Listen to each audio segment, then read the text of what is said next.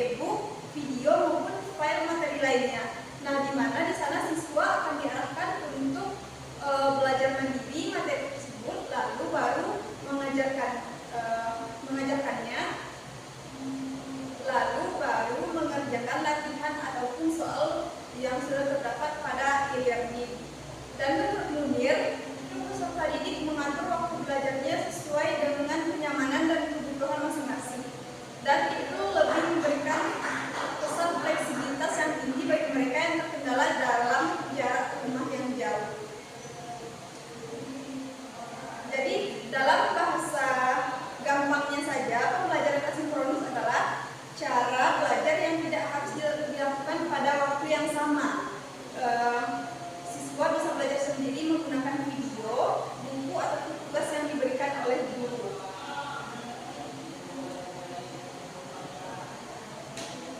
Jadi guru itu bisa mengirimkan video pembelajaran melalui WhatsApp, lalu siswa menontonnya di rumah pada waktu yang mereka bisa. Itulah pengertian dari pembelajaran asinkronus. Maka bisa disimpulkan bahwa pembelajaran asinkronus ini memberikan keleluasaan bagi peserta didik dalam mengontrol ritme pembelajaran mereka sendiri, sehingga sangat mendukung pembelajaran yang berpusat pada peserta didik. Jadi di sini saya menyimpulkan bahwa model pembelajaran asinkronus adalah pembelajaran yang tidak hanya dilakukan dalam waktu yang sama, namun bisa dilakukan di waktu-waktu luang. Yang kedua, ciri-ciri model pembelajaran asinkronus.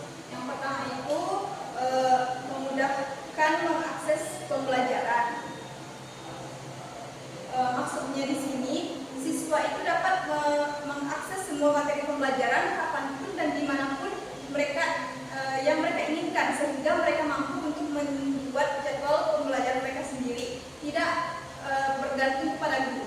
Yang kedua, yaitu tidak terikat waktu. Salah satu yang menjadi ciri khas dari pembelajaran asinkronus ini yaitu tidak terikatnya dengan waktu.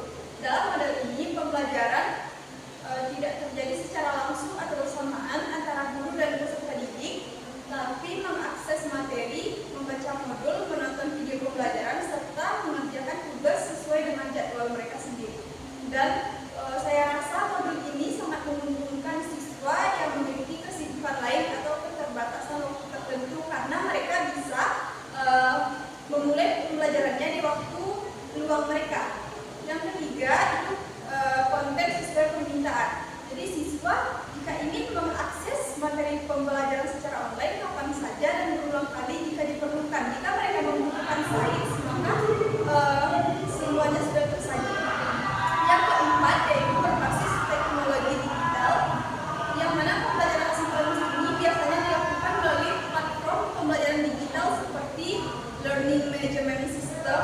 Contohnya yaitu seperti Google Classroom, Moodle, Edmodo, dan platform sendiri di sekolah. Jadi siswa dapat mengakses materi pembelajaran secara online kapan saja dan berulang kali jika mereka butuhkan. Yang kelima yaitu self-paced learning, yaitu siswa bertanggung jawab atas kecepatan pembelajaran mereka sendiri, yang mana itu memungkinkan mereka mempercepat topik yang mereka kuasai dan menghabiskan lebih banyak waktu di mana itu topik yang sekiranya sangat sulit mereka pahami. Kita masuk kepada pembahasan yang ketiga yaitu konsep dari pembelajaran asinkronus ini. Jadi pembelajaran asinkronus ini merujuk pada metode pembelajaran di mana peserta didik itu tidak perlu berinteraksi secara langsung atau secara waktu yang nyata. Dalam model ini materi pembelajaran disampaikan kepada peserta didik dan mereka dapat mengakses sesuai waktu yang mereka tentukan.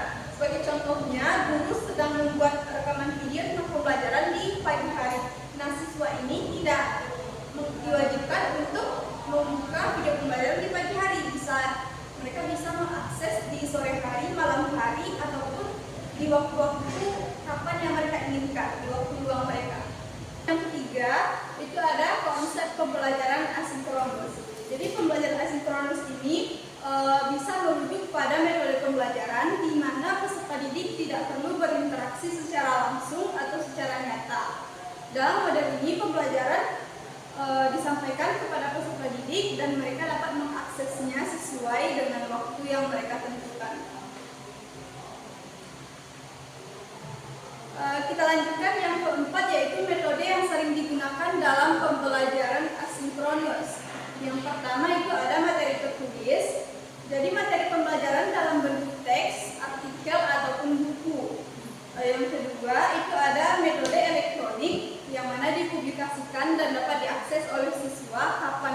dan dimanapun.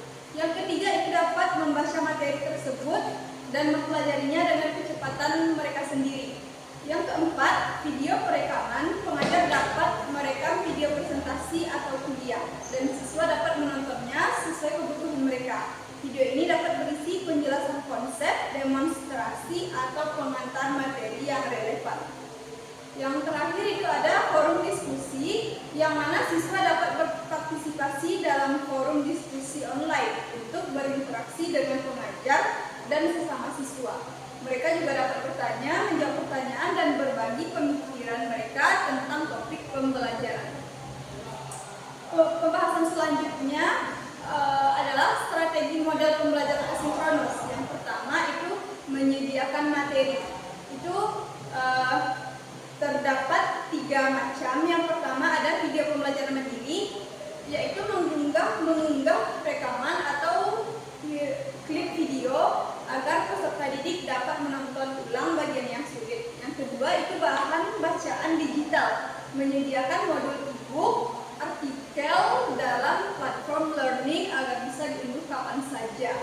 Yang ketiga itu ada podcast, yang mana menyediakan podcast dalam bentuk rekaman suara.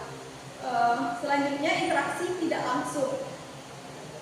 Ada 3 macam juga. Yang pertama forum diskusi online. Menggunakan diskusi dapat memposting pertanyaan atau tanggapan dalam jangka waktu tertentu. Yang kedua itu ada umpan balik tertulis, yang mana memberikan koreksi komentar melalui email atau fitur pada tugas yang dikumpulkan siswa. Dan yang terakhir itu ada kolaboratif dictate dokumen, menggunakan dokumen. Yang terakhir itu adalah pembelajaran mandiri, yang mana waktunya sangat-sangat fleksibel, memberikan rentang waktu penyelesaian tugas agar siswa yang memiliki keterbatasan jadwal atau perangkat bisa lebih leluasa.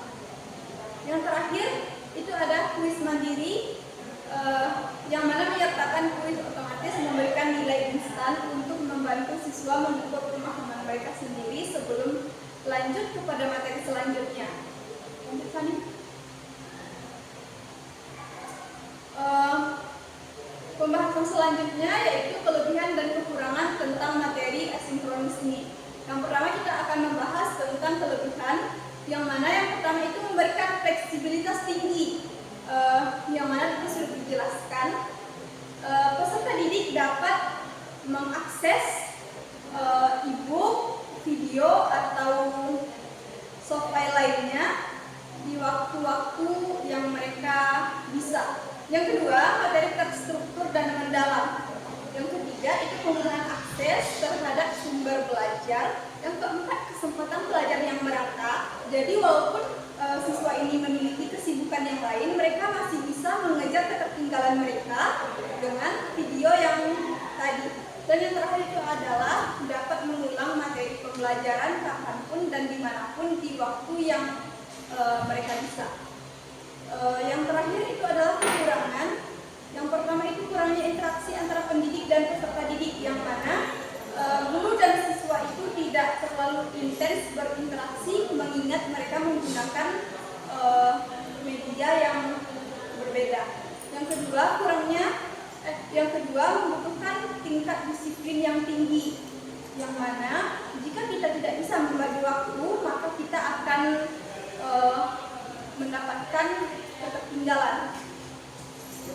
Baik, sekian pembahasan materi dari saya. Assalamualaikum warahmatullahi wabarakatuh.